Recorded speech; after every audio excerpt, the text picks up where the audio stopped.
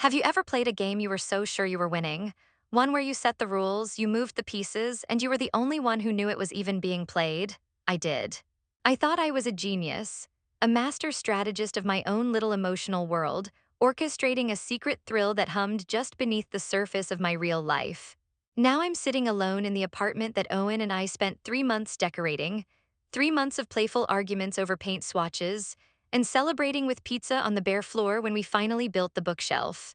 The silence in here is so loud, so absolute, it feels like my eardrums are going to burst.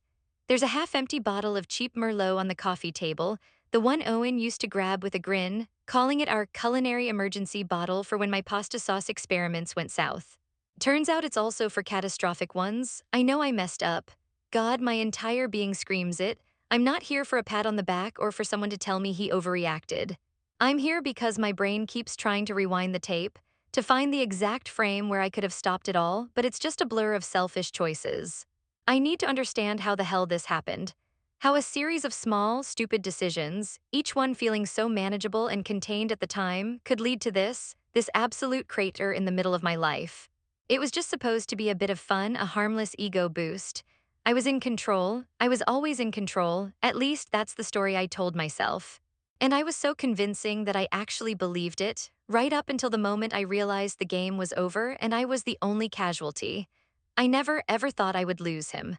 But here I am in our home without him, and I have no idea what to do next. Let me tell you about Owen. He's a physical therapist, which is so perfectly him. Methodical, patient, a man who finds genuine satisfaction in fixing what's broken, in seeing tangible progress. Our life together was built on that same principle. Steady, predictable, and deeply comforting. He'd leave for work at the same time every morning, and before he did, he'd leave a freshly brewed cup of coffee on my nightstand, exactly how I like it, a splash of oat milk, no sugar. He was the kind of man who'd remember an offhand comment I made weeks ago about a leaky faucet, and would have it fixed by the time I got home, no fanfare needed.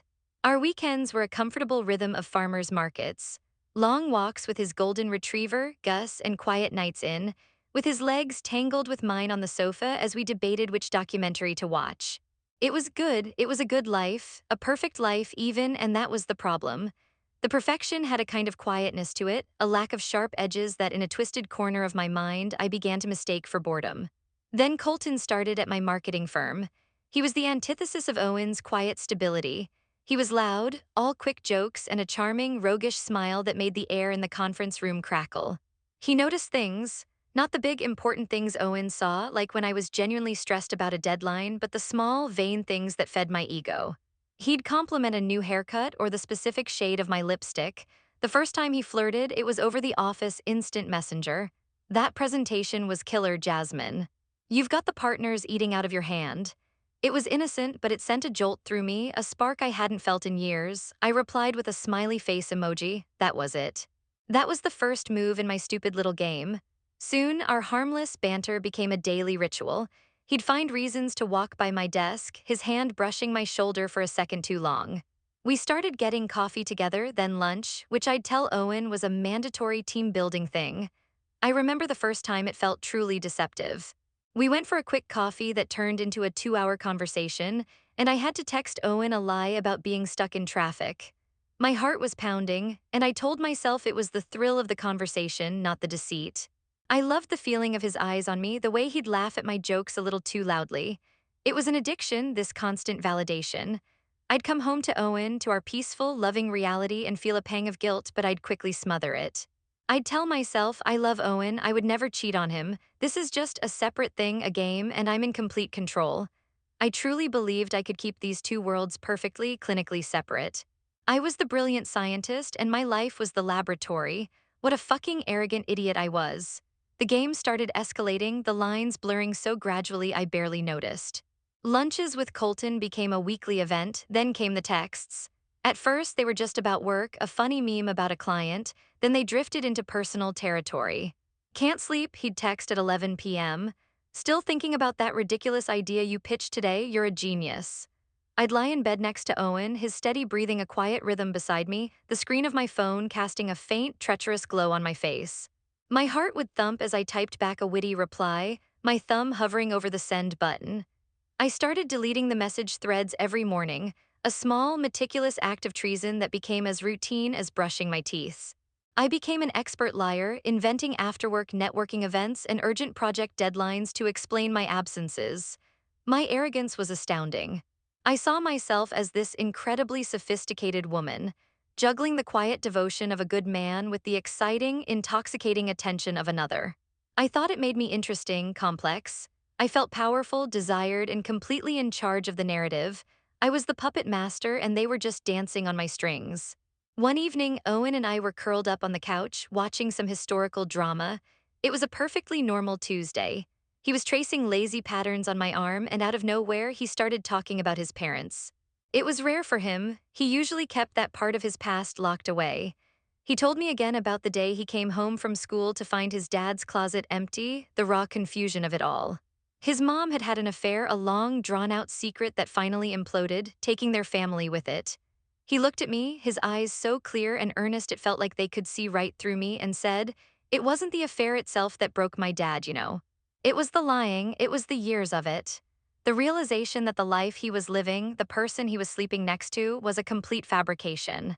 He said it made him question every memory they ever had. I could never live like that. Honesty is everything to me, it's the foundation. A cold dread washed over me, so intense it felt like I'd swallowed ice. It felt like a spotlight had been switched on in the dark theater of my soul, illuminating all the ugly, deceitful corners.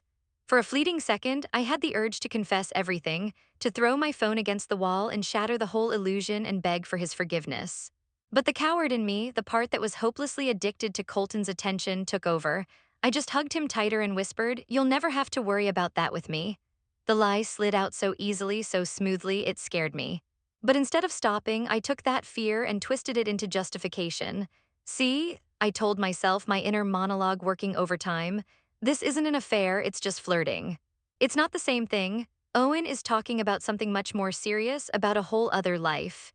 I was a master of self-deception, redefining the boundaries of my own betrayal to fit my selfish needs. He had just handed me the map to his deepest wound, the one marked, "Here be dragons." And instead of treating it with the sacred care it deserved, I used it to navigate my own dangerous game more recklessly. My birthday was approaching, and the attention from Colton ramped up. He started talking about getting me a gift, something special. I laughed it off, telling him not to be silly, but secretly I was thrilled by the clandestine nature of it.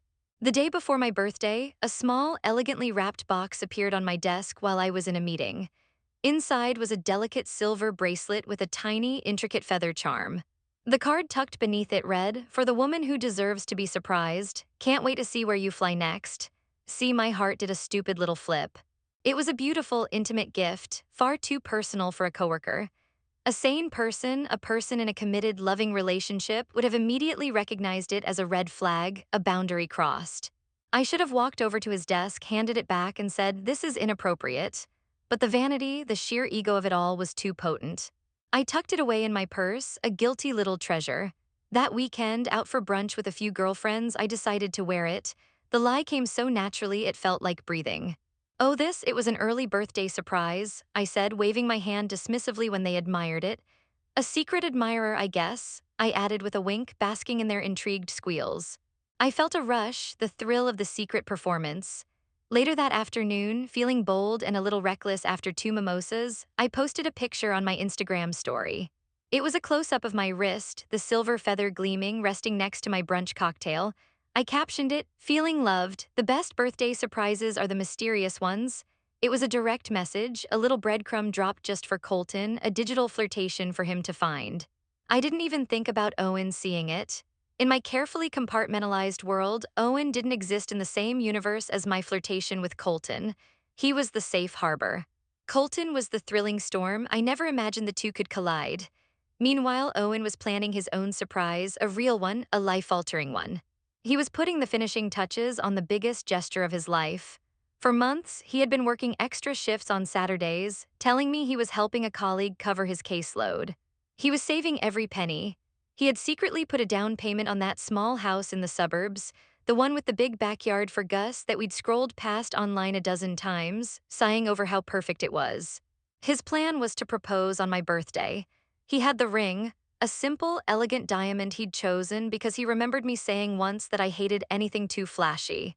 He was going to make me my favorite dinner, braised short ribs, lay the house keys and the deed on the table, get down on one knee, and ask me to build a future with him.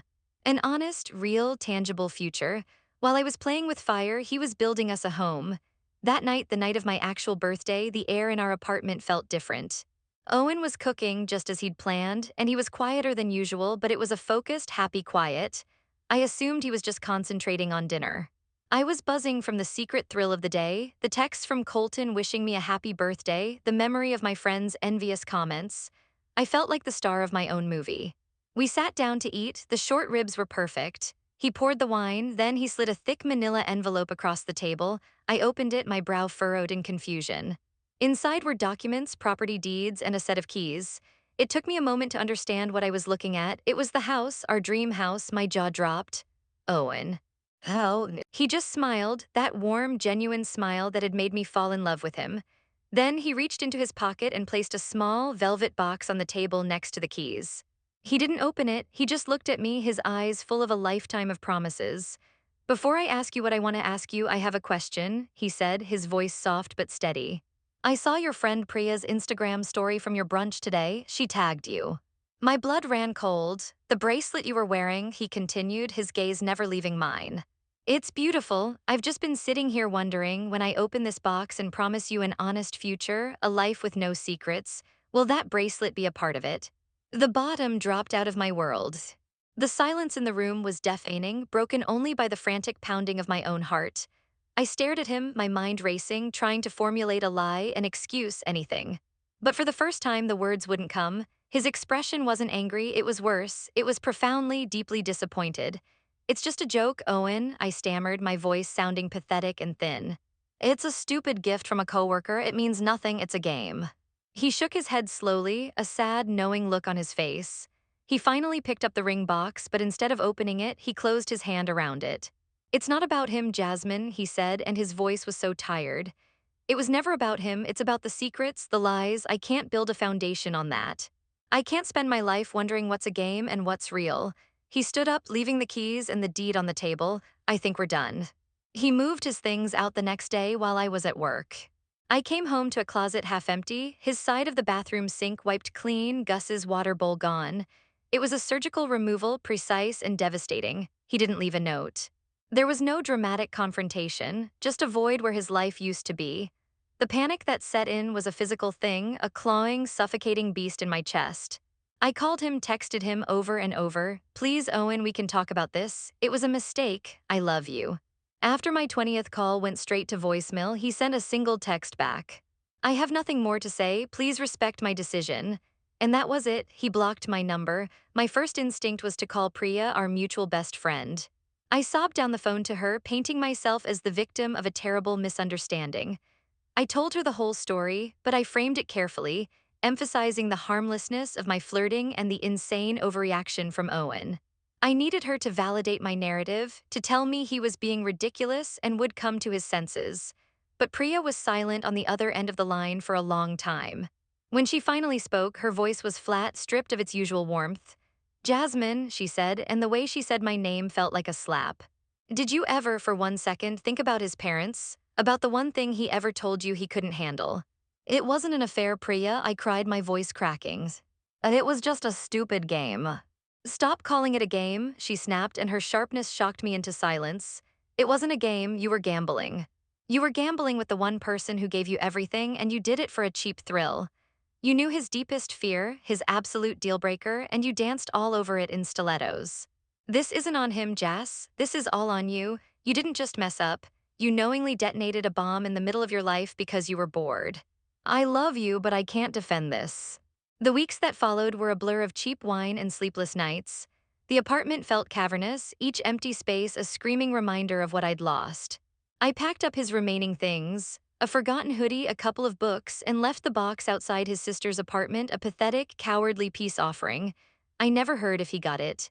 I quit my job. I couldn't bear the thought of seeing Colton's smug, charming face ever again. He tried to text me once, a pathetic "you good." Things seemed tense. I deleted the message and blocked his number. The game was over, the prize had been obliterated, and the other player had just casually walked off the field, completely unscathed. My only connection to Owen, my only window into the life that was continuing without me was social media. It became a sick, compulsive ritual. I'd wake up and check his profile, check it again at lunch, and then spend hours in the dark, scrolling, analyzing, torturing myself. His profile was private, but we had so many mutual friends. I'd see him in the background of their photos, a ghost at my feast of regret. There he was at a barbecue, smiling, holding a beer. There he was in a group shot from a hiking trip, his arm around Priya's husband. He didn't look happy, not exactly, but he looked okay. He looked like he was surviving. The real hell started when his sister posted a photo album from a family trip to the coast. There were pictures of Gus chasing seagulls, of his mom and dad, long since remarried to other people, smiling together. And then there was one of Owen. He was sitting on a log, looking out at the ocean, and the sun was setting behind him. He looked calm, peaceful. There was no trace of the storm I had created in his life. He was healing. And I was stuck in the wreckage, obsessively replaying every stupid decision, every pathetic lie. That's when I finally understood. The game I thought I was playing wasn't a game at all. It was just me, a self-aware saboteur, methodically dismantling the best thing that ever happened to me piece by piece.